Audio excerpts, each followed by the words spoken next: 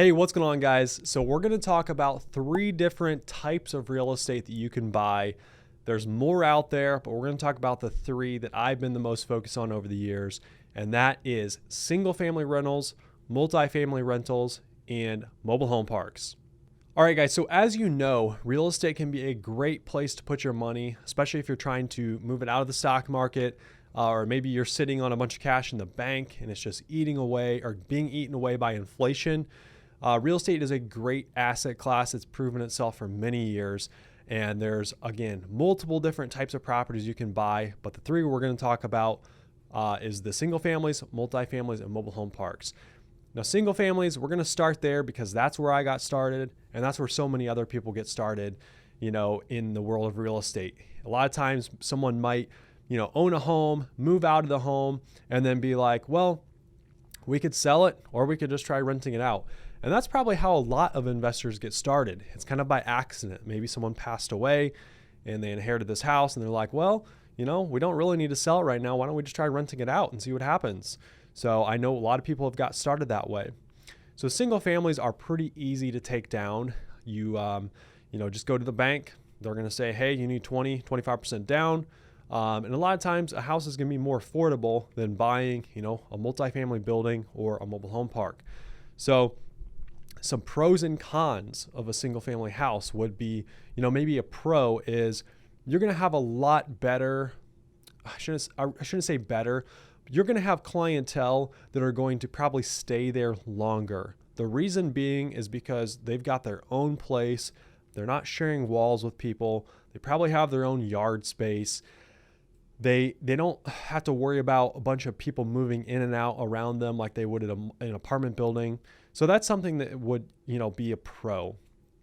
A con might be, well, it's one unit. So if that tenant moves out, you're 100% vacant. So that's something to think about. When in multifamily, you don't have that. If someone moves out, you still have other units that are carrying you. So that's something to think about as well.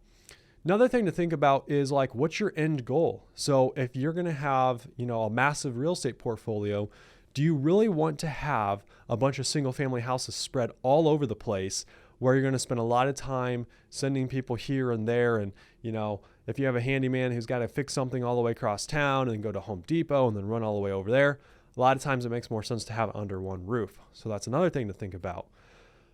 Another pro I'd just like to say is, you're going to have way, way more buyers on a single family house when you decide to sell. So you're not just selling to another investor like you are in a multifamily or mobile home park. You're selling to, an everyday person. So you're going to likely get a premium dollar amount for the property. Okay, so moving on to multifamily properties. So multifamily, again, let's touch on some pros and cons real quick. So some pros, like I mentioned earlier, would be the fact that you have multiple units renting out. You don't just have one tenant. So when, let's say a unit moves out, let's say you have a 10-unit apartment building. If one moves out, you still have 9 tenants in there paying rent, covering your mortgage, your insurance, your taxes, your repairs, your maintenance, and all that stuff. So it's a lot easier to stomach when a tenant moves out. Also, it might be easier to stomach, a repair and maintenance item. Let's say someone busts a hole through a door and you have to replace it. Likely, it's going to be a little bit easier to, to fix that when you have more income coming in off that property. Of course, the property is going to be more expensive to buy in the first place. So, you're going to be out more money up front anyways. So, it goes both ways. A con about the property would be, like I mentioned also earlier, they don't have their own walls. They don't have their own space. And what I found is in multifamily, especially a lower, maybe C grade property, you're going to have a lot more people moving in and out, a lot of transient people who are just kind of coming and going. And so you're not really going to have a real stable group of tenants.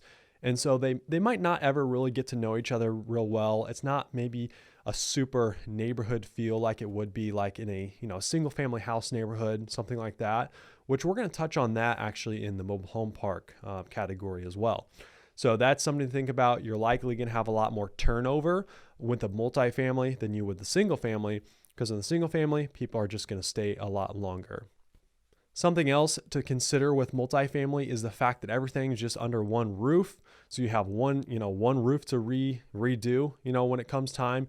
You can have a handyman that's focused just at that property, especially if it's a large property. They might work on, live there and work there. So it's a lot easier to scale. You don't have to run all over the place. So that's one thing to consider. It's just the economies of scale matter when you really start to grow. Another thing you need to consider is, again, what does the resale look like of the mobile home or of the multifamily property? You're going to just be selling to a investor. So likely you're not going to get lucky and find an investor who's going to, pay more than what it's worth.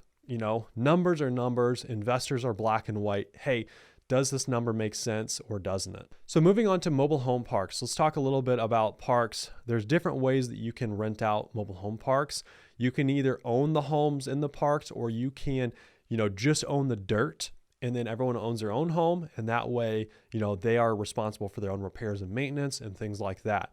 Now, this is a whole nother topic, really breaking down my opinion of mobile home parks. I own some parks. And really quickly, the reason why I like parks so much is because I truly believe it's an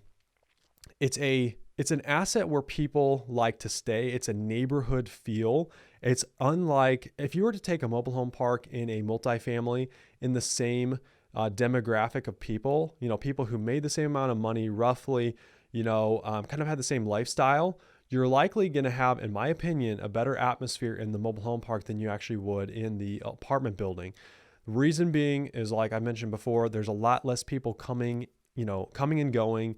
In the mobile home park, if they own their own homes, they've likely been there for 10, 12, 15 years. They've gotten to know a lot of the residents in the park. It's kind of like a neighborhood. It's a safe space. People take care of each other. And if they own their own home, they likely have a lot of private ownership, where if they live in an apartment building and they're just like, it's not my problem, I don't really need to worry about this place, you're going to have a lot more problems. I'm very, very bullish on mobile home parks for this reason. I like the model of them owning their own home because, again, I think it creates a safe environment. I think it creates a neighborhood feel. So that's something to consider. So let's talk more about the model of owning just the land. So the reason why you might consider that is, again, it's less maintenance on you. You don't have roofs to take care of. You don't have toilets, HVAC units, and things like that. You're going to be responsible for the things like, the plumbing under the ground. You're going to take care of the yard spaces, the common areas. You're going to take care of the roads, make sure the mailbox are in good condition and things like that. So, mobile home parks are probably going to be a lot harder to find than definitely single families and even multifamilies, because there's a lot less mobile home parks out there. But do some research, make some calls, see if you can find something. And hey, if you don't buy it, maybe I will. So if I didn't touch on this exactly, so in a mobile home park scenario, if you just own the land and you don't own the home, people will pay what's called a lot rent or a pad rent or space rent, whatever you want to say. So in my area, the lot rent is anywhere from like $200 to maybe $250, something like that. In other markets, you might be paying, $400, $500 for pad rent or lot rent. So that's something to consider. But so that's really the three different asset classes that I dabble in. Again, the single family, the multifamily, and the mobile home parks. For me, I've moved pretty much completely away from single family properties. Not saying I won't own any in the future, but I love the economies of scale. I like thinking about growing in the future, and that's why multifamily and mobile home parks make the most sense for me. So hopefully that gave you a better idea of maybe what you want to invest in. And if you have more specific questions about any of these asset classes, drop them below, and I'll try to answer them. And I'm sure I forgot a lot of things. I can't speak today. I'm sure I forgot a lot of things in this video, but that's okay. So guys, if you have any questions, drop them below. And until next time, we'll see you later.